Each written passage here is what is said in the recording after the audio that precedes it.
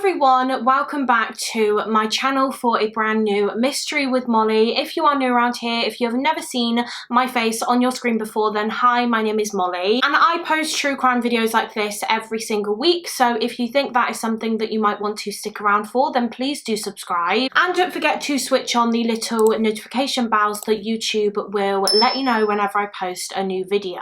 This week we are going to be talking about the solved case of Lyndsay Van Blanken. She was an aspiring artist who had such a bright and promising future ahead of her, both career-wise and in her personal life. However, in the early 2000s, that future was cruelly snatched away from her by a killer who was motivated by rage and jealousy.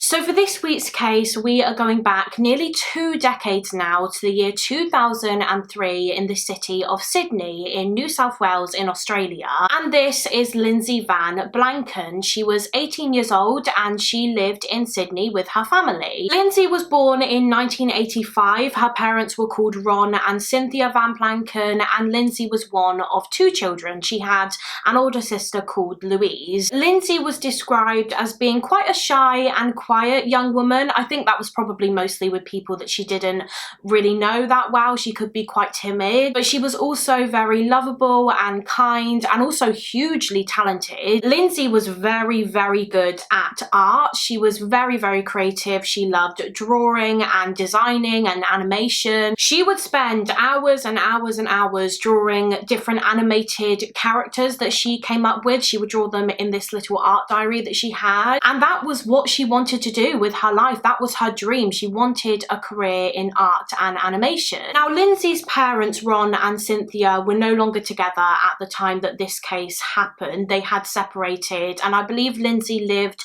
with her mother, but from what I can gather, she still had regular contact with her father, Ron. And then in April of 2001, her mother, Cynthia, remarried. She got married to a man named David Pleasance. So she became Cynthia Pleasance and David became Lyndsay's stepfather. And it was actually at their wedding when 16-year-old Lyndsay met a young man named William Harold Matheson, or just Will Matheson. He was just a couple of years older than Lyndsay, I think about 2 or 3 years older, and he was at the wedding because he was playing music there. He played the cello and he was a part of the string quartet. Whilst he was there, he got chatting to Lyndsay and also her best friend Jocelyn, and they had a good conversation. They all got along very well and they stayed in contact even after the wedding. They exchanged phone numbers and they started speaking quite frequently. Lyndsay and Will started speaking. Following this, they started meeting up and just hanging out with each other, and they seemed to really enjoy being in each other's company. They lived pretty close to each other as well. Lyndsay lived with her family in a small suburb called Queen's Park in Sydney, and Will lived less than 10 minutes away in an area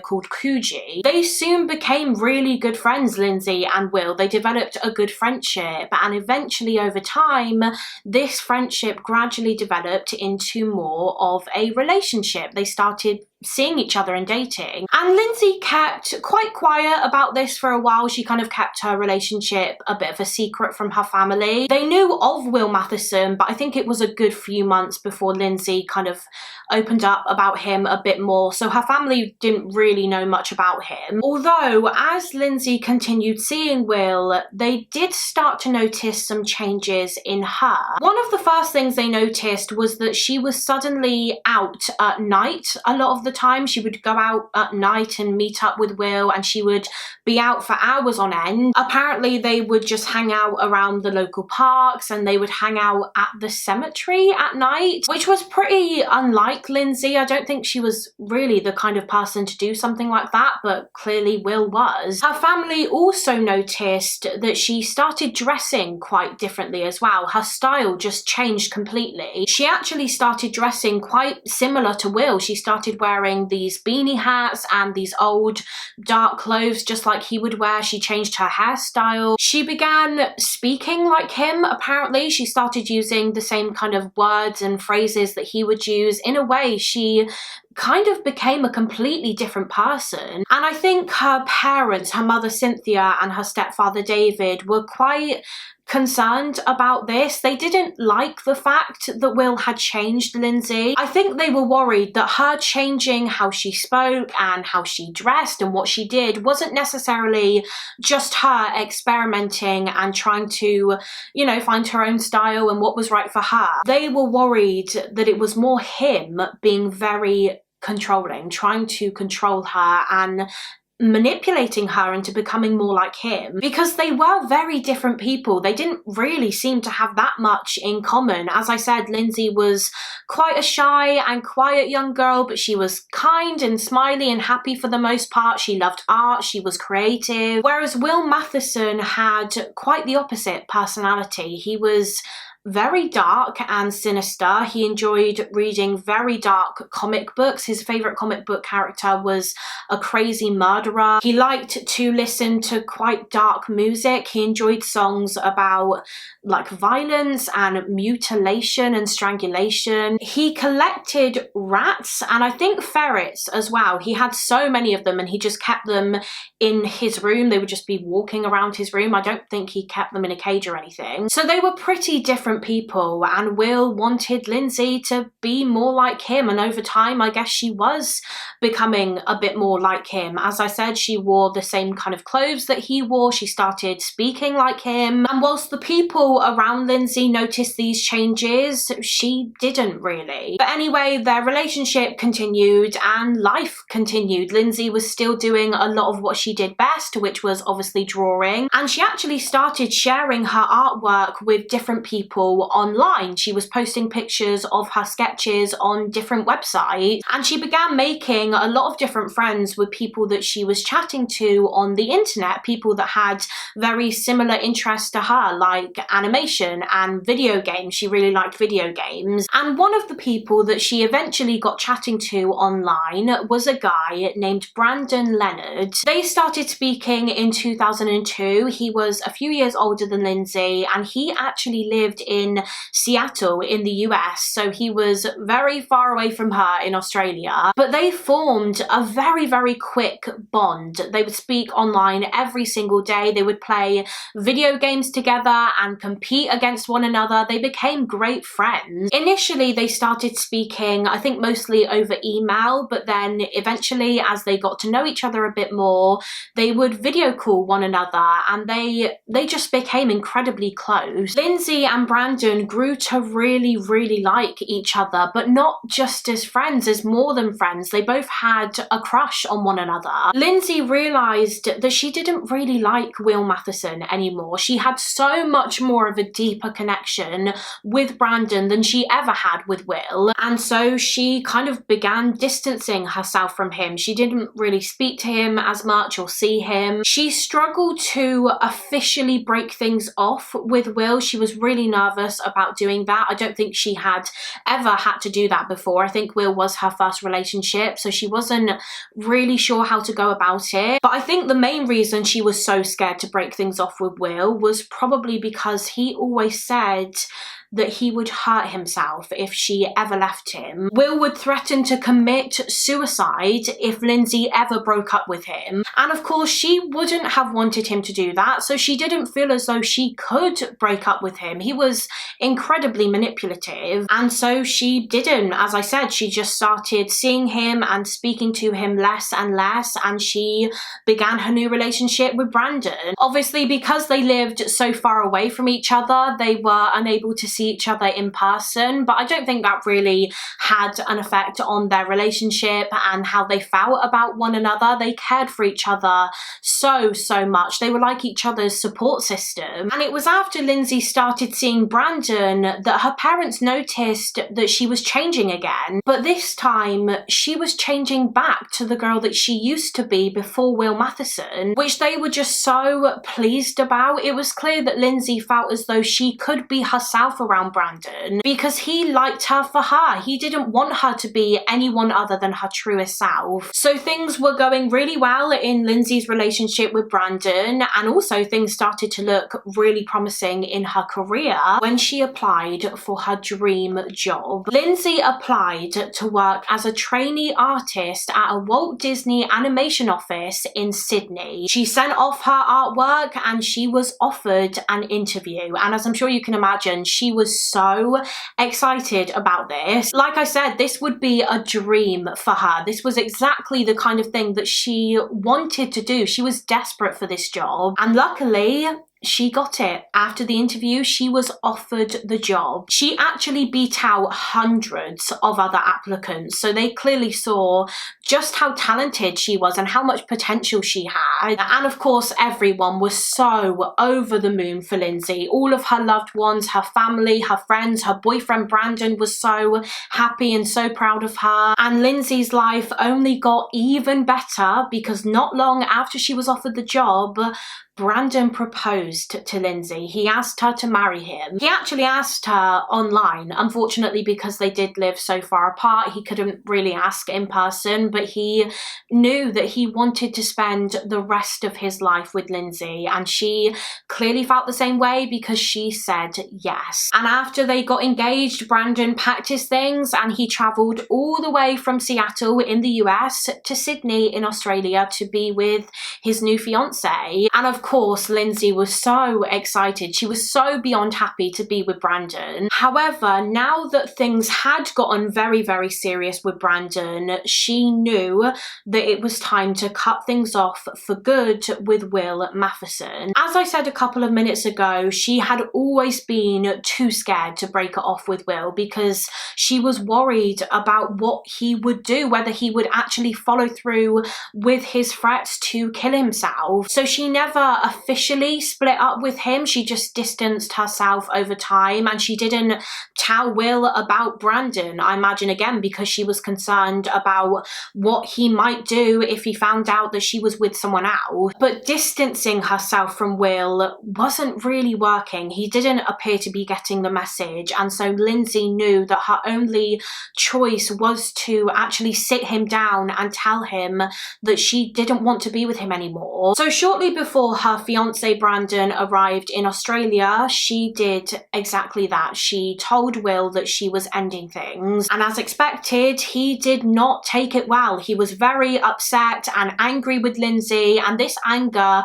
only increased enormously when one day he spotted Lyndsay with her new partner. Brandon arrived in Sydney in September of 2003, not long after Lyndsay's new job with Disney began, and one day he accompanied Lyndsay to work. He walked with her there, and on the way, the newly engaged couple was spotted by Lyndsay's ex, Will Matheson. He saw them walking along holding hands, and it was obviously then when he realised why Lyndsay had split up with him. She had left him for another man, and Will couldn't just let this go. He couldn't just let Lyndsay be happy. He was absolutely furious with her, and so one day he showed up outside Lyndsay's home to confront her and her new fiance Brandon, and he ended up having a huge argument with Brandon on the doorstep. He was shouting at Brandon, saying that Lyndsay was his, she was his girlfriend. He was saying things like she was cheating on both of them and that she was still seeing both of them at the same time, which was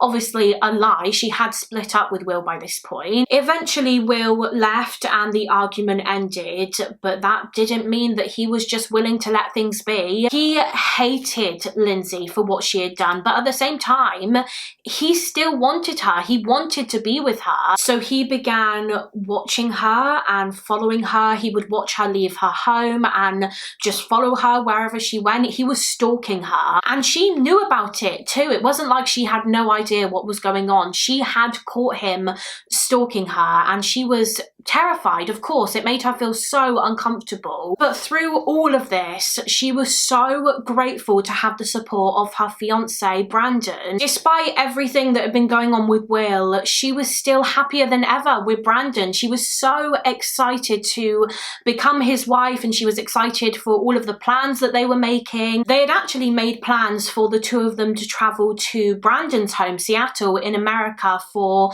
Christmas that year in December of 2003. Lyndsay was going to meet Brandon's family and they were going to spend Christmas with them. However, unfortunately, it was a Christmas holiday that she would never get to see, because just a month before Christmas, 18-year-old Lyndsay Van Blanken just suddenly disappeared. The day that Lyndsay disappeared was the 24th of November 2003, and she was actually at work that day. She was working at the Disney animation office, and then at around 5:30 p.m. when her shift ended, she began her journey home. She got on a train which took her to Bondi Junction train station in Sydney, and then I believe after she got off the train, Lyndsay would always walk the rest of the way home to Queen's Park because it wasn't very far from the train station. This was a journey that she had done several times before, but on this particular day, she never returned home. At some point along her route,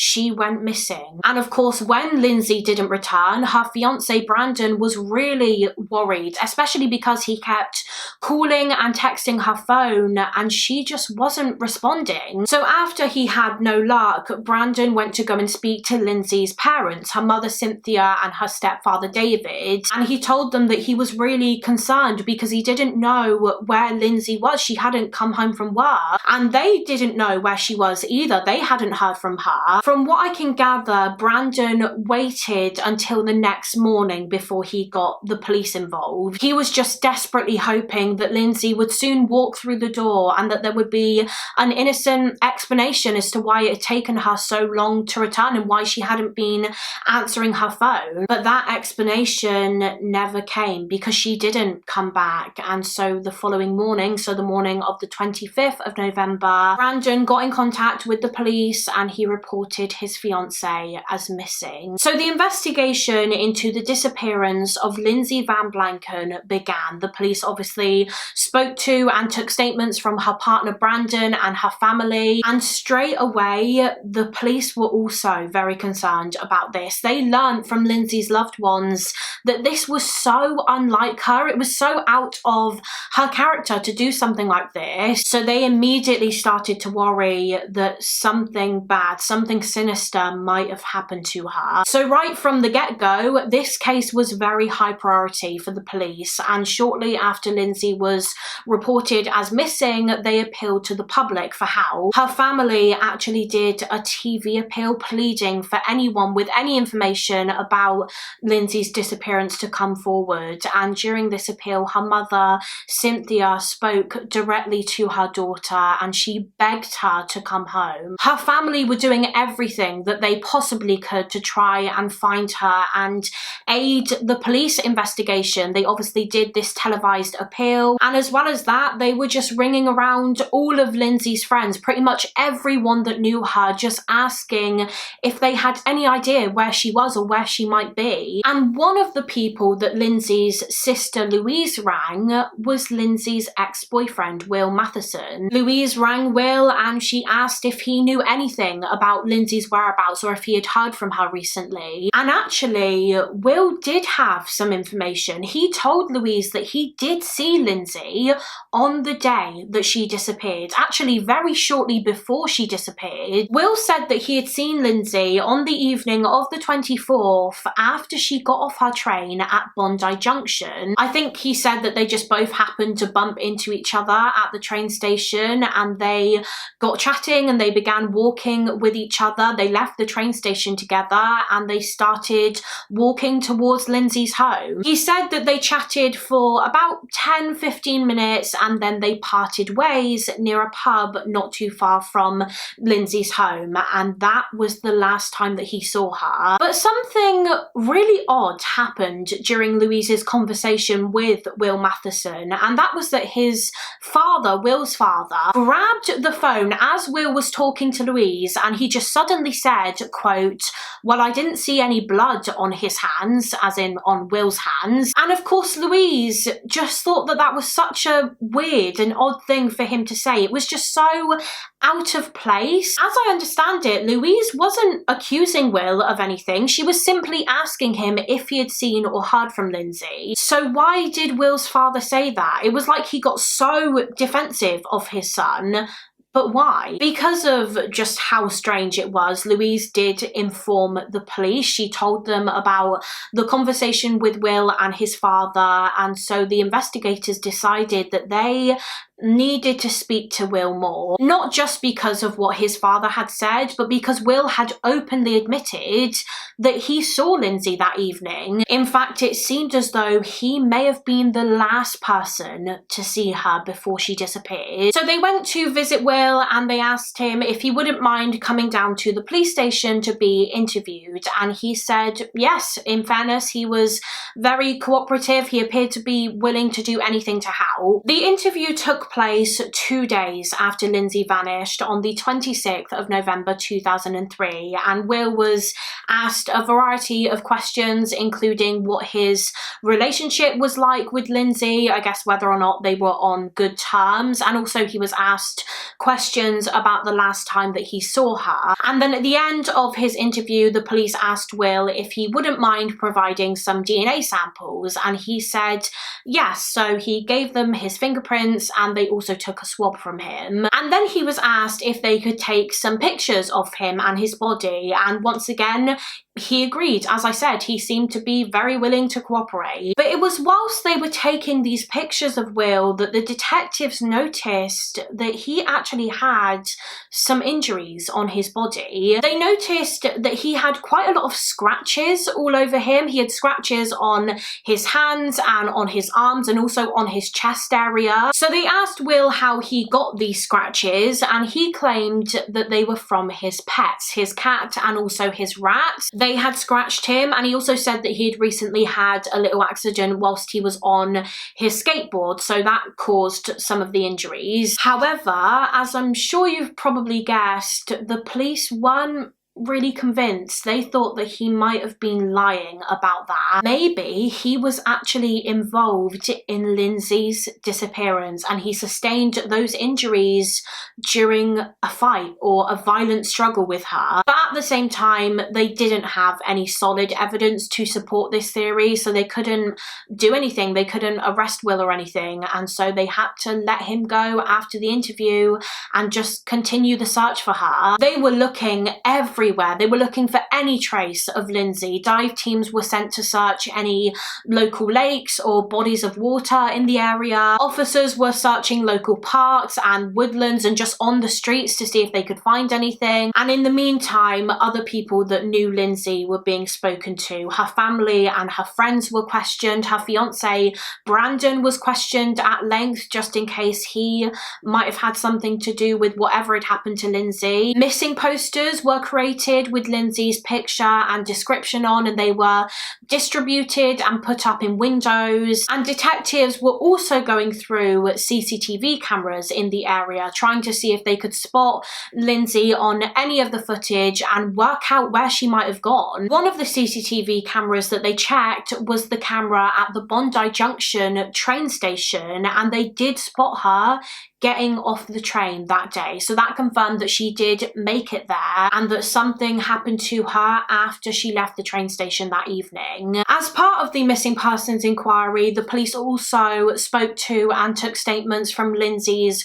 co-workers. Obviously, she was at work earlier on the day that she went missing. So maybe one of her colleagues knew something. Maybe Lyndsay had said something to one of her co-workers about where she was going later that day. So they spoke to her colleagues, and actually one of them had some very interesting information to offer. This colleague's name was Simon, and he told the police that on the afternoon of the day of Lyndsay's disappearance, he witnessed her having an argument with someone just outside of the office building. Simon said that the person she was arguing with was a young man who I don't believe he recognised. He didn't know him, so it wasn't like it was another co-worker or anything. anything, but he said that it was just very, very heated. They were shouting at each other. They were clearly very angry with one another. So could this young man that she was arguing with have had anything to do with Lyndsay's disappearance, since she went missing just hours later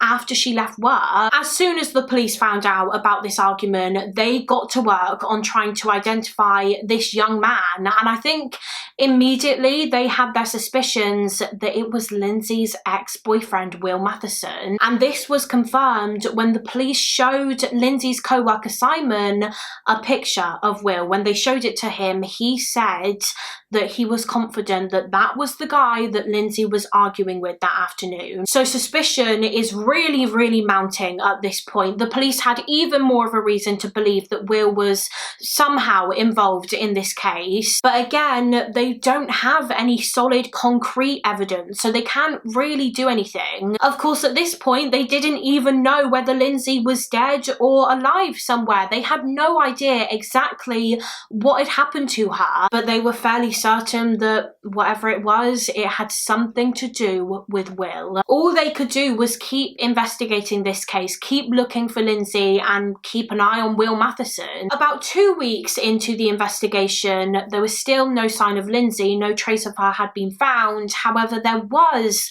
a pretty big development in regards to Will Matheson. On the 7th of December 2003, it was in the early hours of the morning, Will was stopped by police, I think as he was just walking along the street. I believe the officers that stopped him were in that specific area around that time because they were looking for a prowler. They'd received some tips about a possible prowler lurking around the area, and Will was stopped and I think searched, and the things that he had in his possession were just so odd. He was basically carrying a backpack, and inside of it he had items like cling film, disinfectant, plastic bags, latex gloves, torches, newspapers. He had some candles and candle holders. He also had some scissors, a Stanley knife, a pickaxe, and also some water, which he apparently said was holy water. So of course this seemed very, very strange, and so the officers asked him why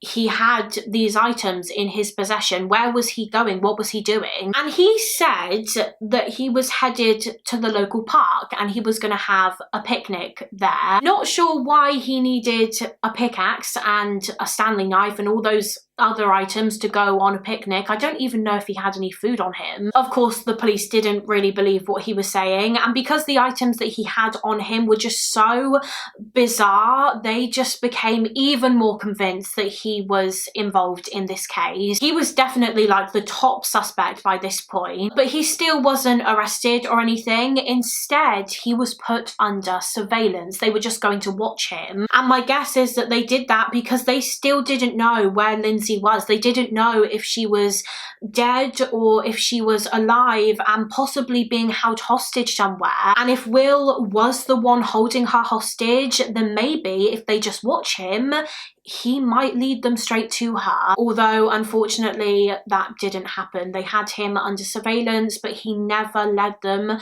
to Lyndsay, and as time went on there was still no sign of her. Police were no closer to solving this case. But then, about 7 weeks after Lyndsay was last seen, the police received a call.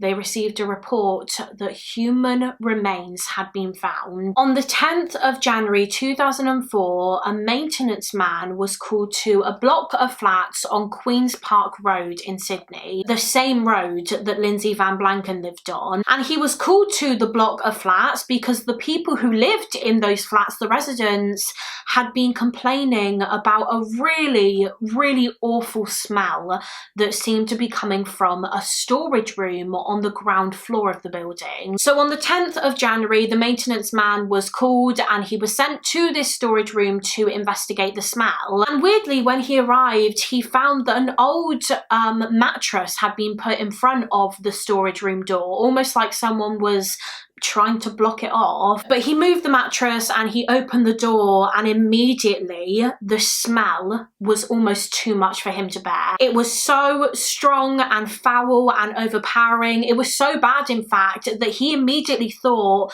there's got to be some kind of dead animal in here or something. Maybe an animal came into this storage room and got trapped inside and sadly died, and that smell was its body decomposing. So the maintenance man entered the storage room. He was covering his nose because the smell was so bad, and he began looking around, and there was a lot of basically just crap in this room. There was a load of rubbish and junk and boxes that had just been left. There was old furniture, so there was quite a lot for him to go through. So he was moving items around trying to find the source of the smell until eventually he spotted something in the corner of the room. It was this big bag. It looked like a sports bag, like a cricket bag, and it was underneath some furniture. So he pulled the bag out. It was actually very, very heavy, so it was difficult for him to pull. But he pulled it out and he moved it closer to the door and he tried to open it. From what I can gather, he had a little bit of trouble doing this. I think the zip on the bag might have been jammed or stuck or something. So instead,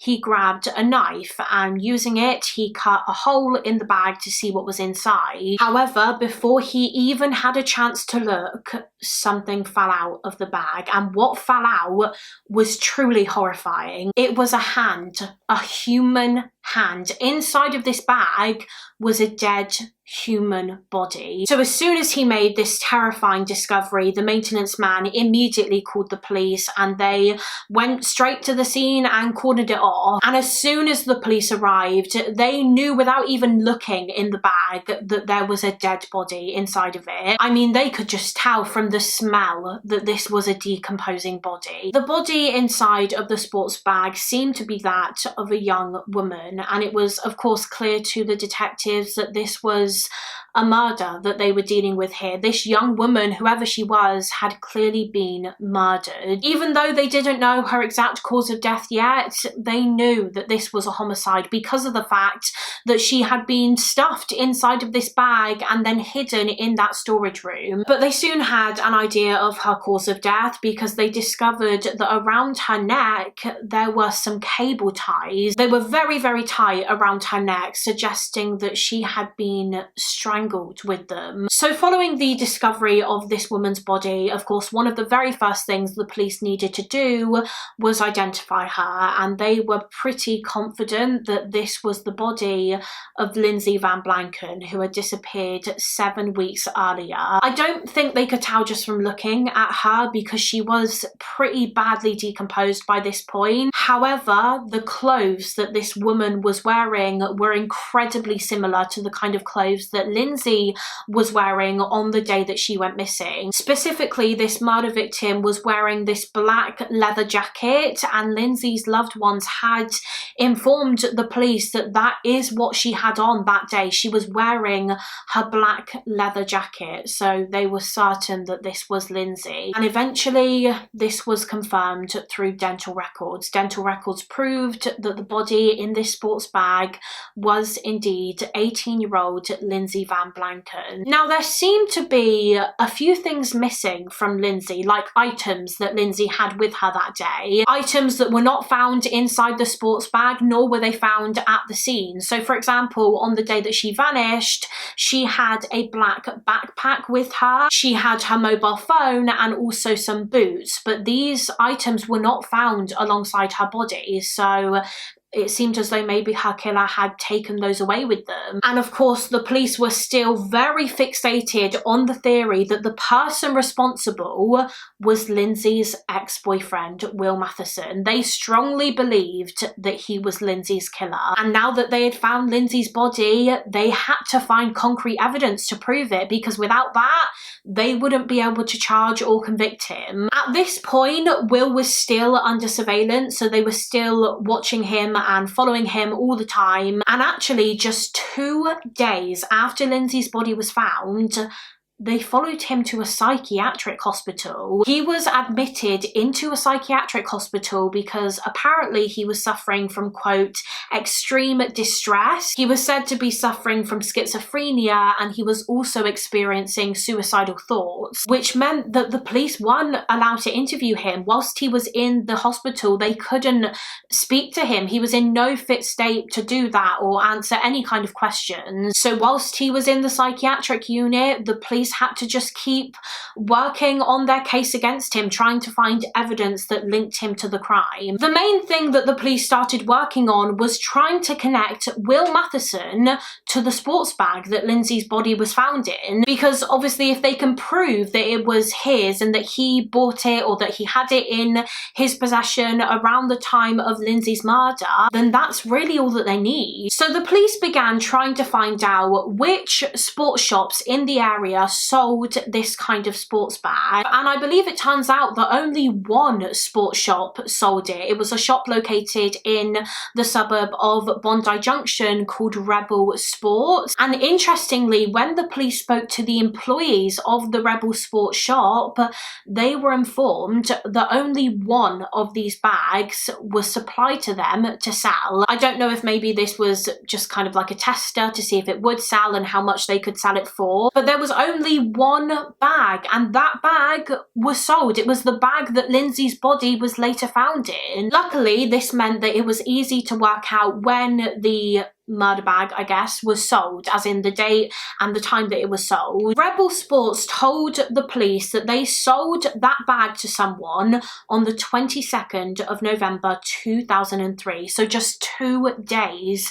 before Lyndsay Van Blanken disappeared. The person who bought it paid for it in cash, and the sale was made around 1:30 in the afternoon. So after learning this, the police checked CCTV footage from cameras around the Rebel Sports shop from that day, the 22nd of November. There was actually a hotel located very close to Rebel Sports shop, and this hotel had a camera outside. So the police checked the footage, and sure enough, they spotted Will Matheson. He was picked up by this camera literally minutes before the bag was sold. So that proved that he was in the area. He was literally right by the Rebel Sports shop at the time that the bag was bought. Unfortunately, as I understand it, he wasn't captured on CCTV after the purchase. So he wasn't seen on CCTV carrying the bag that he had just purchased. He didn't walk past the same camera. He probably cleverly avoided any CCTV cameras afterwards. But like I just said, the first lot of footage proved that he was right there. He was right by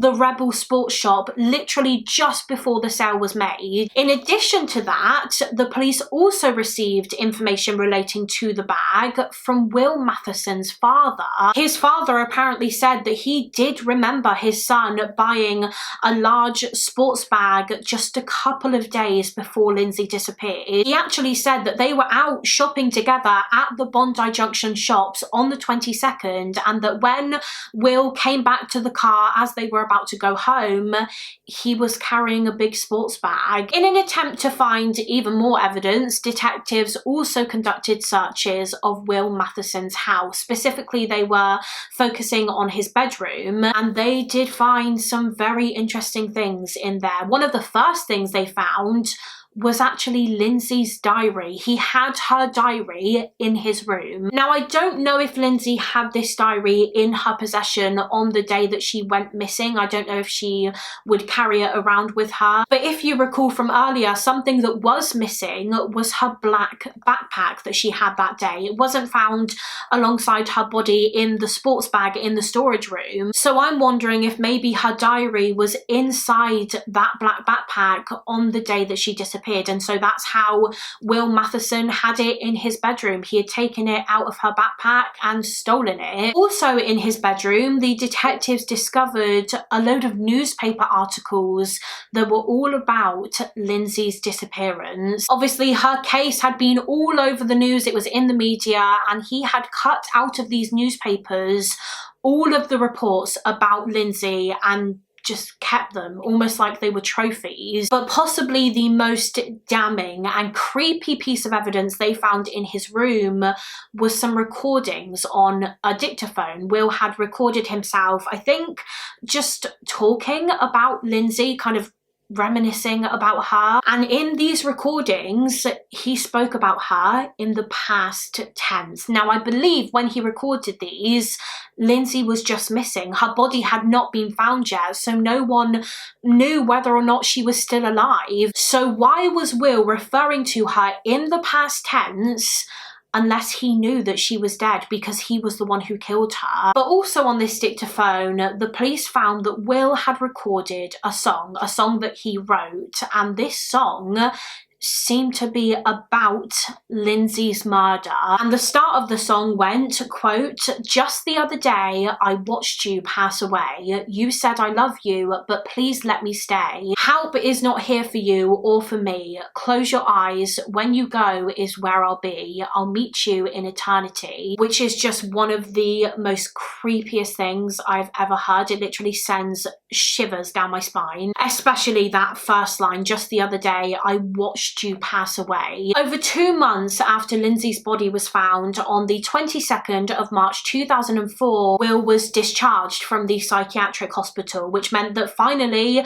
the detectives could actually speak to him. They could interview him, and that's exactly what they did. He was taken to the police station, he was questioned, and he was asked about the sports bag that Lyndsay's body was found in. And according to one article, he told the police that yes, the sports bag was his, but he claimed that he actually lost it before Lyndsay even went missing. So he didn't have it in his possession when she was killed. But of course, the police didn't believe that. I mean, how do you just lose a huge cricket bag? Anyway, following this, the police actually took Will Matheson to the location where Lyndsay's remains were found, that storage room. I guess they wanted to see if maybe that would kind of trigger something in him. Maybe he would confess, but he didn't. However, later when he was interviewed again, he did make an admission, and he told the police that he had been hearing voices in his head, and that these voices had been telling him that he needed to hurt himself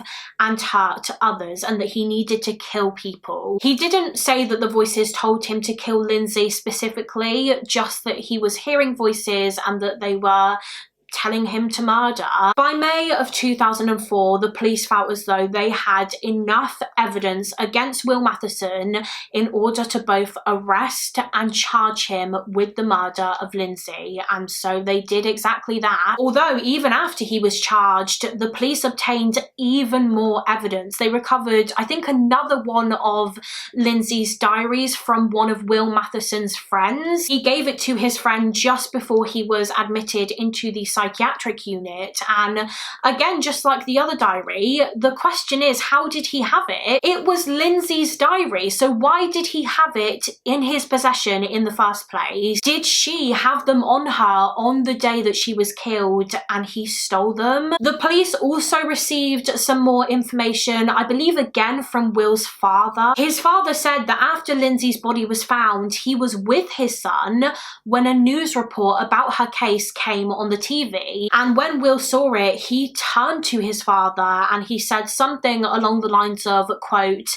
"Dad, I think I did it. I've lost my sports bag." So by the sounds of it, he did kind of confess to his dad. He made a semi-confession. Will Matheson's trial began in early November of 2005, just under 2 years after Lyndsay was killed, and the case went to trial because Matheson pleaded not guilty. However, the trial was actually stopped shortly before it began because the judge decided that certain pieces of evidence, and I don't know exactly what pieces of evidence, but some of the evidence should not be shown to the jury. The judge decided that it would not be shown in court, but it turns out that apparently it was shown by accident. The jury accidentally saw this evidence, so that meant that the trial had to stop and that there would be a retrial with a brand new jury. When the retrial began, the the prosecution presented the jury with what they believed happened on the day of Lyndsay's murder, their version of events based on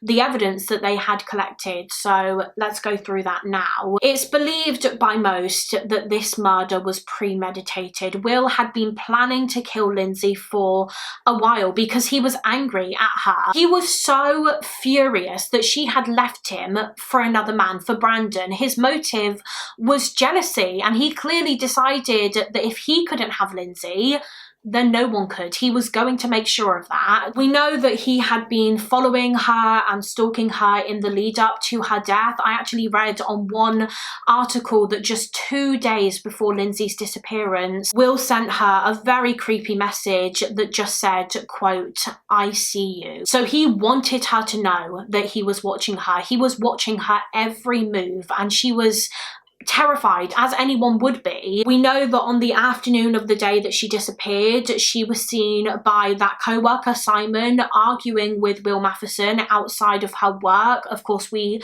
don't know exactly what this argument was about, but then hours later, after Lyndsay left work and she got off the train at Bondi Junction, we know that she encountered Will again there. He was probably waiting for her there, and it's believed that from there, from the train station, they walked to the storage room on the ground floor of that block of flats on Queen's Park Road, not far from Lyndsay's home. It's not known exactly how Will managed to persuade Lyndsay to go to the storage room with him. According to sources, when they were a couple, they used to hang out there quite a lot, so perhaps he lied and told her that something that belonged to her was still there and that she needed to pick it up. Maybe he said that he just wanted to talk to her there. We don't know. But somehow he managed to lure her there, and once they were inside of the storage room, Will attacked Lyndsay. It's believed that there was a violent struggle between the two. Lyndsay was trying so hard to fight him off and escape that room with her life. So she was trying to push him away, and she was scratching him, which is obviously how he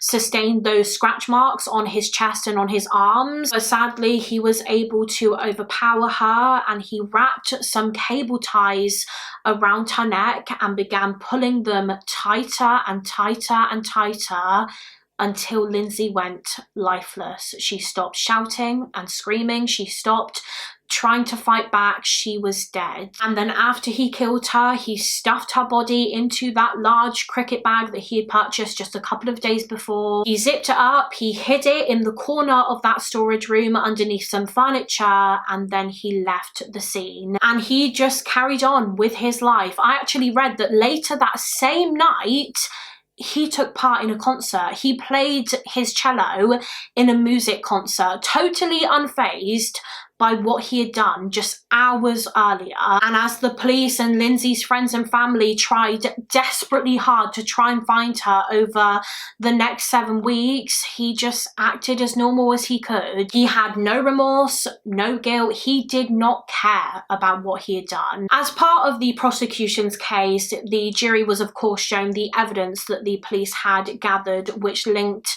Will to the crime. They were shown the CCTV footage of Will from near the Rebel Sports Shop. They were shown Lyndsay's diaries, which he had obviously stolen from her. They were played the dictaphone recordings that he had made, the song that he had recorded about Lyndsay's murder. They had gathered quite a substantial amount of evidence against him. Although despite that, the police did have their concerns that maybe it wouldn't be enough, because the majority of the evidence was mainly circumstantial. From what I can gather, they didn't have DNA evidence linking him to the crime. I imagine probably because Lyndsay's body was pretty badly decomposed by the time she was found 7 weeks after her death. So the prosecution were worried that there was a chance that he wouldn't be convicted. However, those fears were demolished when the trial came to an end. It lasted about 3 weeks in total, and in December of 2005, the jury delivered their verdict. They found Will Matheson guilty of the murder of his ex-girlfriend, 18-year-old Lyndsay Van Blanken. He was sentenced to 27 years in prison, so basically life in prison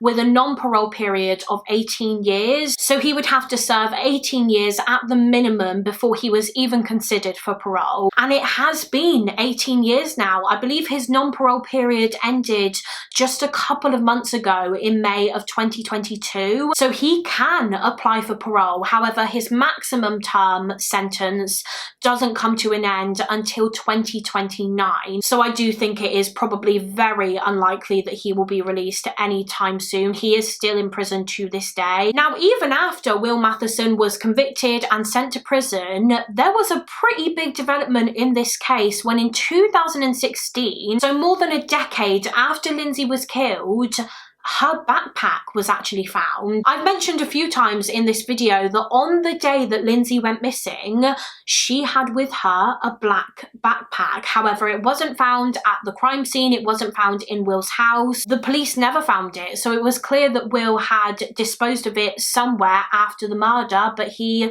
never told them where. Well, in 2016, the black backpack was found buried on a building site in a suburb called Randwick in Sydney, which is literally minutes away from Queen's Park Road where Lyndsay was killed. And inside of it was a mobile phone, a bank card, a portable CD player, and also a pair of boots, all of which belonged to Lyndsay. However, that wasn't all that they found on this building site. Next to the backpack were a load of bones, about 40 bones and fragments of bone in total were found. Now, it was determined that most of these were just animal bones. However, about 12 of them weren't. 12 of them were human. Now, they weren't Lyndsay's bones because Lyndsay's full body was obviously found 7 weeks after her murder, but the police did believe that those bones had been buried there alongside the backpack by Will Matheson. But why did he have human bone fragments? Where did he get them from? Well, when these human bones were examined by a forensic pathologist, it was concluded that these bones were from medical cadavers. They had previously been used for anatomy teaching purposes. So, you know, it wasn't like they'd come from possible additional victims of Will Matheson, but it's believed that the reason he had them was because he actually used to collect bones. Apparently, he used to go to like junk piles and he would search for unusual items like bones and he would collect them, and he probably wouldn't have known that they were human. He would have just thought that they were animal bones. Some sources even state that he used to give them to Lyndsay and that Lyndsay herself would collect them because apparently she used to use them in her artwork, and it's believed that he just buried them alongside the backpack because if the police found that he had a lot of bones in his possession, it would probably invite a lot of questions and he would look pretty suspicious and give them even more of a reason to investigate him, even if there was a pretty innocent explanation as to why he had them. But that is it for this case. That is the case of Lyndsay Van Blanken. A really awful story. Lyndsay had so much to offer the world, and it breaks my heart that before she died, she had such an exciting time ahead of her. She had just gotten engaged to the love of her life, Brandon. She had landed her dream job working for Disney as a trainee animator. Life was looking so promising for her, and then it was all cruelly taken away by a killer fueled by jealousy. But yeah, that is it for this video. As always, please do let me know your thoughts and opinions on the case in the comments. I would love to hear what you guys think. Also, feel free to let me know of any other cases that you would like to see me cover on this channel. I do have a case request form linked in the description box of all of my videos if you want to request a case through that, or alternatively you can just leave them in the comments. That is fine. Thank you all so much for watching. Please do give this video a thumbs up and subscribe if you haven't already, and I will see you again next week for another mystery with Molly. Bye.